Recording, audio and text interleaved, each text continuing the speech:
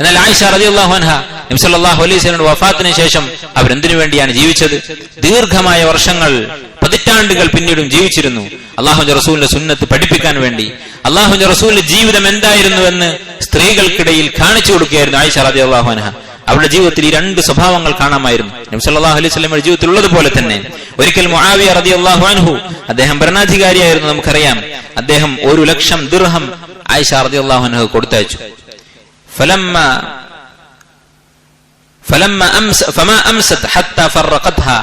അന്ന് വൈകുന്നേരമായപ്പോഴേക്ക് ആയിഷ റളിയല്ലാഹു അൻഹ 1,00,000 ദിർഹം വിതരണം ചെയ്ത് തീർത്തു. അങ്ങനെ വൈകുന്നേരമായപ്പോ അവരുടെ ഖാദിമത്ത്, വേലക്കാരിയായിട്ടുള്ള സ്ത്രീ പറഞ്ഞു, ലൗ ഇശ്തറൈത ലനാ മിൻഹാ ബിദിർഹമിൻ ലഹ്മൻ, 1 ദിർഹമിന്, 1,00,000-ൽ നിന്ന് 1 ദിർഹം എടുത്തു വെച്ച് ഇറച്ചി വാങ്ങിയിരുന്നെങ്കിൽ നന്നായിരുന്നു, ഭക്ഷണം കഴിക്കാനൊന്നുമില്ല. ഫഖാലത്ത് ആയിഷ റളിയല്ലാഹു അൻഹ പറഞ്ഞു, അലാ ഖുൽതി ലീ, എന്നോട് പറയാമായിരുന്നില്ലേ? അവർ മറന്നുപോയതാണ്. 1,00,000 കിട്ടിയപ്പോ 1,00,000 സ്വതക്ക ചെയ്ത് കളഞ്ഞു ഒരു ദിവസം കൊണ്ട്. അതാ റഹിമഹുല്ലാഹ് താബിഈയായ പണ്ഡിതനാണ്. അദ്ദേഹം പറഞ്ഞു, മുആവിയ റളിയല്ലാഹു അൻഹു മറ്റൊരിക്കൽ ഒരു മാല, ഒരു ആഭരണം ആയിഷ റളിയല്ലാഹു അൻഹു കൊടുത്തയച്ചു. അതും 1,00,000 വിലമതിക്കുന്നതാണ്. 1,00,000 ദീനാറോ ദിർഹമോ ആയിരിക്കാം.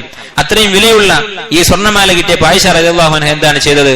ഫഖസ്സമത്ഹാ ബൈന ഉമ്മഹാത്തിൽ മുഅ്മിനീൻ, ഉമ്മഹാത്തുൽ മുഅ്മിനീനായ തന്റെ സഹഭാര്യമാർക്കിടയിൽ, റസൂലിന്റെ മറ്റു ഭാര്യമാർക്കിടയിൽ സാധാരണ അസൂയ ഉണ്ടാകുന്ന ബന്ധമാണ്, അവർക്കിടയിൽ ആയിഷ റളിയല്ലാഹു അൻഹ ആ മാലയുടെ വില 1,00,000 അത് വിതരണം ചെയ്തു.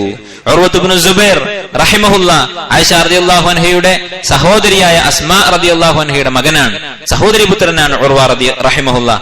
അദ്ദേഹം പറഞ്ഞു, ഇന്ന ആയിഷ തസദ്ദഖത് ബി70,000 വഇന്നഹാ ലതുറക്കിഉ ജാനിബ ദിർഇഹാ.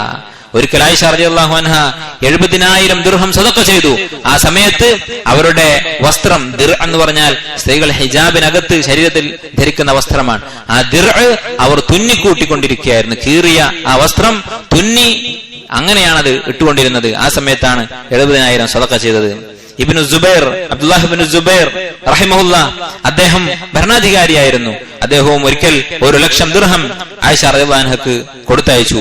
തങ്ങളുടെ ഉമ്മയാണ് ഭരണാധികാരിയായ, രാജാക്കന്മാരും ഗവർണർമാരുമായിട്ടുള്ള ആളുകളാണ് അവരുടെ മക്കളുടെ സ്ഥാനത്തിരിക്കുന്നത്. ഇങ്ങനെ പലരും സമ്പത്ത് കൊടുത്തയക്കും. ഇബ്നു സുബൈറിന്റെ അടുത്ത് നിന്ന് 1,00,000 ദിർഹം അവരുടെ കയ്യിലെത്തിയപ്പോൾ അവർ പറഞ്ഞു, അവരുടെ അടിമയായിട്ടുള്ള ഒരു പെൺകുട്ടിയെ ഏൽപ്പിച്ചിട്ട് സ്വതക്ക ചെയ്യാൻ ഏൽപ്പിച്ചു. അങ്ങനെ സ്വതക്ക ചെയ്തു. അന്ന് വൈകുന്നേരമായപ്പോൾ അവർ പറഞ്ഞു, ഹാത്തി യാ ജാരിയ ഫുതൂരി, എന്റെ ഫുതൂർ, നോമ്പ് തുറക്കാനുള്ള ഭക്ഷണം കൊണ്ടുവരൂ. നോമ്പ് നോറ്റിരിക്കുകയാണ്, സുന്നത്ത് നോമ്പായിരിക്കും. അങ്ങനെ നോമ്പ് തുറക്കാനുള്ള ഫുതൂർ കൊണ്ടുവരാൻ പറഞ്ഞു. അവർ പറഞ്ഞു, യാ ഉമ്മൽ മുഅ്മിനീൻ അമസ്തതഅതി അൻ തശ്തരി ലനാ ലഹ്മൻ ബിദിർഹം, 1 ദിർഹമിന് ഇറച്ചി വാങ്ങാമായിരുന്നില്ലേ? ഒന്നുമില്ല നോമ്പ് തുറക്കാൻ. ആയിഷ റളിയല്ലാഹു അൻഹ പറഞ്ഞു, ലാ തുഅന്നിഫീനി, നീ എന്നെ കുറ്റം പറയരുത്, ആക്ഷേപിക്കരുത്. ലൗ അദ്കർതീനി ലഫഅൽത്, നേരത്തെ പറഞ്ഞിരുന്നെങ്കിൽ നമുക്ക് വാങ്ങാമായിരുന്നു എന്നവർ പറഞ്ഞു. നോക്കൂ നിങ്ങൾ, ഇത്ര വലിയ ജൂദ്, ഔദാര്യം ആയിഷ റളിയല്ലാഹു അൻഹയുടെ ജീവിതത്തിൽ നമുക്ക് കാണാൻ സാധിക്കും. തന്റെ ദാരിദ്ര്യം അത് അനുഭവിച്ചുകൊണ്ട്, സമ്പത്തില്ലാത്തതിന്റെ കഷ്ടപ്പാട് അനുഭവിച്ചുകൊണ്ട് ഉള്ള സമ്പത്ത് സ്വതക്ക ചെയ്യുമായിരുന്നു. ഇതാണ് നബി സല്ലല്ലാഹു അലൈഹി വസല്ലമയുടെ മാതൃക. അതപ്പാടെ പിന്തുടർന്നവരായിരുന്നു ആയിഷ റളിയല്ലാഹു അൻഹ. രണ്ടാമത്തെ അവരുടെ സ്വഭാവ ഗുണം, പ്രസക്തമായ പ്രധാനമായ അവരുടെ ജീവിതത്തിൽ ഏറ്റവും തെളിഞ്ഞു കാണുന്ന ഗുണമാണ് തവാദു, അങ്ങേയറ്റത്തെ വിനയമുള്ളവരായിരുന്നു. നബി സല്ലല്ലാഹു അലൈഹി വസല്ലമയുടെ ഭാര്യയാണ്. മനുഷ്യരായ സ്ത്രീകളുടെ കൂട്ടത്തിൽ എണ്ണിപ്പറയാവുന്ന മഹദികളുടെ കൂട്ടത്തിൽ ഒരാളാണ്. ഈ സ്ഥാനം ആയിഷ റളിയല്ലാഹു അൻഹയെ അഹങ്കാരിയാക്കിയില്ല. അവർ അങ്ങേയറ്റത്തെ വിനയം കാണിച്ചിരുന്നു. മരിക്കാൻ കിടക്കുന്ന സന്ദർഭത്തിൽ അബ്ദുല്ലാഹ് ഇബ്നു അബ്ബാസ് റളിയല്ലാഹു അൻഹുമ ആയിഷ റളിയല്ലാഹു അൻഹയെ കാണാൻ അനുവാദം ചോദിച്ചു. ആ സമയത്ത് അബ്ദുല്ലാഹ് ഇബ്നു അബ്ദുറഹ്മാൻ ഇബ്നു അബീ ബക്കർ റളിയല്ലാഹു അൻഹും അജ്മഈൻ, തന്റെ സഹോദരി പുത്രനായ അബ്ദുല്ലാഹ്, അദ്ദേഹം അടുക്കൽ ഇരിക്കുന്നുണ്ട്. അദ്ദേഹം പറഞ്ഞു, ഹാദാ ഇബ്നു അബ്ബാസ് യസ്തഅദിൻ, ഇദാ ഇബ്നു അബ്ബാസ് അനുവാദം ചോദിക്കുന്നുണ്ട് താങ്കളുടെ അടുത്ത് വരാൻ, ആയിഷ റളിയല്ലാഹു അൻഹയെ സന്ദർശിക്കാൻ അനുവാദം ചോദിക്കുന്നുണ്ട്. ഖാലത്ത്, അവർ പറഞ്ഞു, ദഅനി മിൻ ഇബ്നു അബ്ബാസ്, ഇബ്നു അബ്ബാസിനെയും എന്നെ, ഇബ്നു അബ്ബാസിന്റെ കാര്യത്തിൽ എന്നെ നീ വിട്ടേക്കുക, അദ്ദേഹത്തെ കാണേണ്ടതില്ല. ലാ ഹാജത ലി ബിഹി വലാ ബി തസ്കിയതിഹി, അവനെയോ അവന്റെ തസ്കിയയോ എനിക്ക് ആവശ്യമില്ല, അവൻ എന്നെ പുകഴ്ത്തുന്നതിൽ കാര്യമില്ല. അഥവാ സാധാരണ യോഗിയായി കിടക്കുന്ന ആളുടെ അടുത്ത്, പ്രത്യേകിച്ച് മരണാസന്നനായ ആളുടെ അടുത്ത് വരുന്ന സന്ദർശകന്മാർ എന്തു ചെയ്യും? അവർ ചെയ്ത നന്മകൾ എടുത്തു പറഞ്ഞ് സമാധാനിപ്പിക്കും. ഇങ്ങനെയൊക്കെ ചെയ്തതല്ലേ സമാധാനമായിട്ട് മരിക്കാം എന്ന അർത്ഥത്തിൽ. അങ്ങനെയുള്ള ഇബ്നു അബ്ബാസിന്റെ പുകഴ്ത്തൽ, പ്രശംസ കേൾക്കാൻ ഞാൻ ആഗ്രഹിക്കുന്നില്ല. ഖാല അബ്ദുല്ലാഹ് ഇബ്നു അബ്ദുറഹ്മാൻ റഹിമഹുല്ലാഹ്, അദ്ദേഹം പറഞ്ഞു, യാ ഉമ്മ ഇന്ന ഇബ്നു അബ്ബാസ് മിൻ സാലിഹി ബനീക്, എന്റെ ഉമ്മ ഇബ്നു അബ്ബാസ് താങ്കളുടെ സാലിഹായ ഒരു മകനാണ്, അഥവാ താങ്കളുടെ മകന്റെ സ്ഥാനത്തുള്ളയാളാണ്, സാലിഹായ മനുഷ്യനാണ്. യുവദ്ദിഉകി വയുസല്ലിമു അലൈക്, അദ്ദേഹം വരുന്നത് എന്തിനാണ്?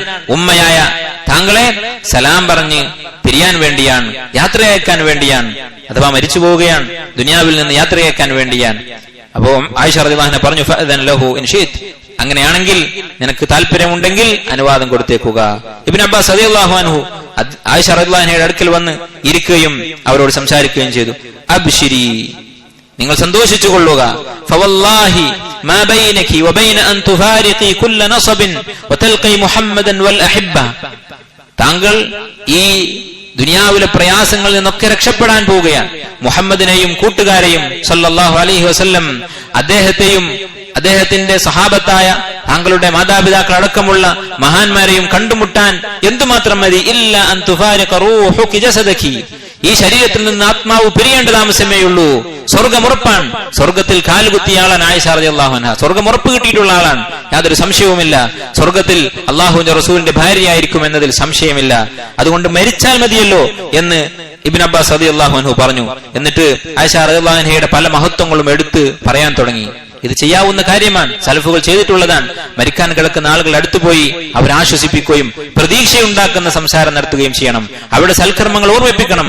അങ്ങനെ അള്ളാഹുവിന്റെ റഹ്മത്തിൽ പ്രതീക്ഷയോടുകൂടി മരണപ്പെടണം എന്നത് സലഫുകളുടെ മര്യാദയിൽപ്പെട്ടതാണ്. ഹദീസിൽ സ്ഥിരപ്പെട്ടിട്ടുള്ള കാര്യമാണ്. ഈ ഹദീസ് അതിന് തെളിവാണ്. കുന്തി അഹബ്ബ നിസാഇ റസൂലില്ലാഹി ഇലൈഹി, അള്ളാഹുവിന്റെ റസൂലിന്റെ ഭാര്യമാരിൽ അവിടുത്തേക്ക് ഏറ്റവും പ്രിയപ്പെട്ടവൾ നിങ്ങളായിരുന്നുവല്ലോ.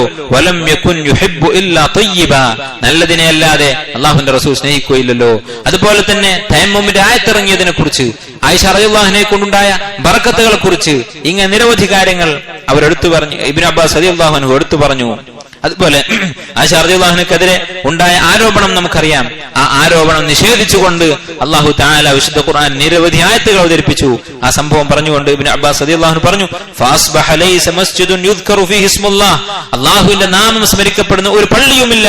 ഇല്ലാ ബറാഅതുകി തുത്ലാ ഫീഹി ആനാ അൽ-ലൈലി വൻ-നഹാർ, നിങ്ങൾ പരിശുദ്ധയാണ്, പതിവ്രതയാണ് എന്ന കാര്യം പറയുന്ന ആയത്തുകൾ രാവിലെയും വൈകുന്നേരവും ആവർത്തിച്ച് പാരായണം ചെയ്യപ്പെടാത്തതായി ഭൂമിയിൽ ഒരു പള്ളിയുമില്ലല്ലോ എന്നൊക്കെ ഇബ്നു അബ്ബാസ് റളിയല്ലാഹു അൻഹുമ അവർ ഓർമ്മിപ്പിച്ചുകൊണ്ടിരുന്നു. ഈ പ്രശംസയൊക്കെ കേട്ടപ്പോൾ, പ്രശംസ അനുവദനീയമായ സന്ദർഭമാണിത്, മരിക്കാൻ പോവുകയാണ്. ആ സമയത്ത് ആയിഷ റളിയല്ലാഹു അൻഹ പറഞ്ഞത്, ദഅനി ഇബ്നു അബ്ബാസ്, ഇബ്നു അബ്ബാസ് എന്നെ നീ വെറുതെ വിടുക, ഇങ്ങനെ പുകഴ്ത്തേണ്ട കാര്യമില്ല.